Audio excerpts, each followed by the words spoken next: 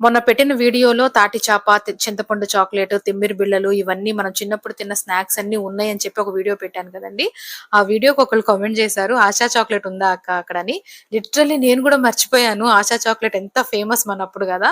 అక్కడ ఉందో లేదో నిజంగా తెలీదు. ఈసారి ఈ కామెంట్ కోసమైనా సరే తప్పకుండా ఎళ్లి అడుగుతాను నేనక్కడ ఆశా చాక్లెట్ మాక్సిమం మనం చిన్నప్పుడు తిన్న స్నాక్స్ అన్నీ ఆ షాప్‌లో ఉన్నాయి. ఎవరికైనా ఇంట్రెస్ట్ ఉంటే నా ప్రొఫైల్‌లో ఉంటది ఆ వీడియో ఒకసారి ఎళ్లి చూడండి. ఇంతకీ ఈ రోజు ఏం చేస్తున్నావు అక్క అని అడుగుతారా?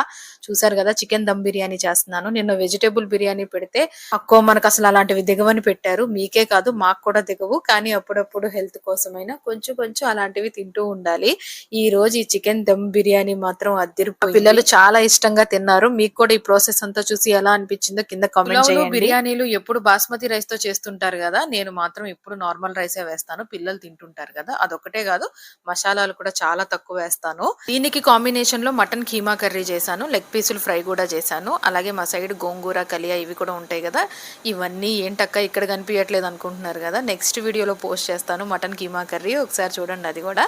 అలాగే ఈ వీడియో గనుక నచ్చితే లైక్ చేయండి, సబ్స్క్రైబ్ చేసుకోండి. Thank you.